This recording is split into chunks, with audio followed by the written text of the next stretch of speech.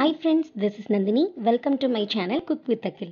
இன்னைக்கு நம்ம சேனல்ல தேங்காய் பால் சாதம் எப்படி பண்றதுன்னு தான் பார்க்க போறோம். வாங்க வீடியோக்குள்ள போலாம்.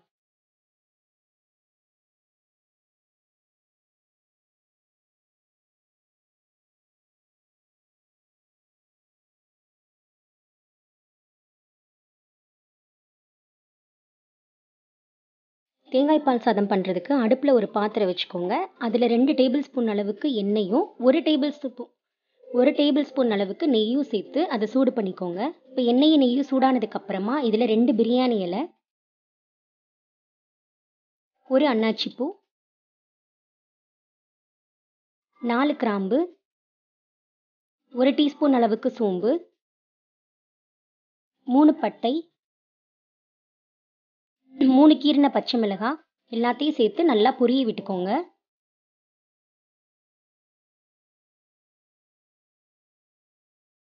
இப்போ இதெல்லாம் நல்லா பொரிஞ்சதுக்கு அப்புறமா ஒரு 15 முந்திரியை சேர்த்து நல்லா வறுத்துக்கோங்க.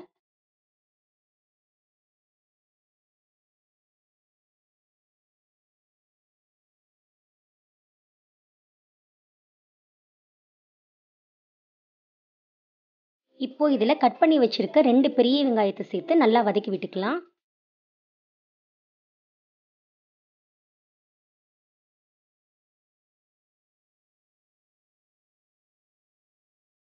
இப்போ வெங்காயம் நல்லா வதங்கிடுச்சு. இப்போ இதில் 1.5 டேபிள் ஸ்பூன் அளவுக்கு இஞ்சி பூண்டு விழுது சேர்த்து அதோட பச்சை வாசனை போகிற வரைக்கும் நல்லா வதக்கி விட்டுக்கலாம்.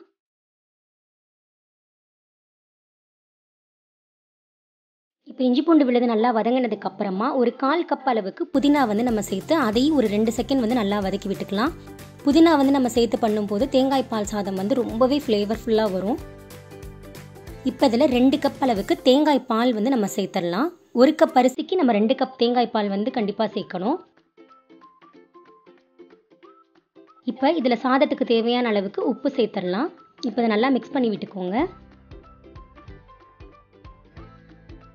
கூடவே 3 ஏலக்காவை இதில் தட்டி சேர்த்துக்கோங்க. இப்போ இது நல்லா கொதிக்கட்டும்.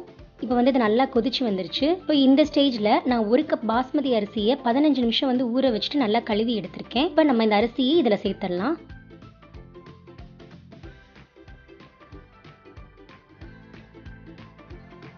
இப்போ இதை நல்லா கிளறி விட்டுக்கோங்க.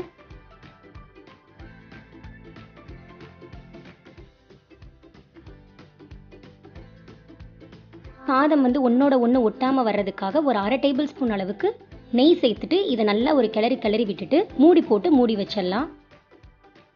இதை ஒரு சிம்மிலேயே வச்சுட்டு ஒரு 10 நிமிஷம் வச்சா போதும். நல்லா தண்ணி எல்லாம் வற்றி நல்லா சாதம் நல்லா வெந்து வந்துடும். குக்கரில் வைக்கிறதா இருந்தால் மீடியம் ஃப்ளேம்லேயே வச்சு ஒரே ஒரு விசில் வச்சுக்கோங்க. இப்போ மூடியை திறந்து பார்த்துடலாம். சாதத்தில் இருக்க தண்ணி எல்லாம் நல்லா வத்திடுச்சு. சாதம் நல்லா உதிரியாக வந்திருக்கு, நல்லா வெந்து வந்திருக்கு. அவ்வளோதான், நம்மளோட சுவையான தேங்காய் பால் சாதம் சூப்பராக ரெடி ஆயிடுச்சு. இது கண்டிப்பாக ட்ரை பண்ணி பாருங்கள். ட்ரை பண்ணி பார்த்துட்டு எப்படி இருந்துச்சுன்னு எனக்கு மறக்காமல் கமெண்ட்டில் சொல்லுங்கள். உங்களுக்கு இந்த வீடியோ பிடிச்சிருந்தா லைக் பண்ணுங்கள், ஷேர் பண்ணுங்கள். மறக்காமல் சப்ஸ்கிரைப் பண்ணி பக்கத்தில் இருக்க பெல் ஐக்கானை கிளிக் பண்ணிக்கோங்க. Bye friends.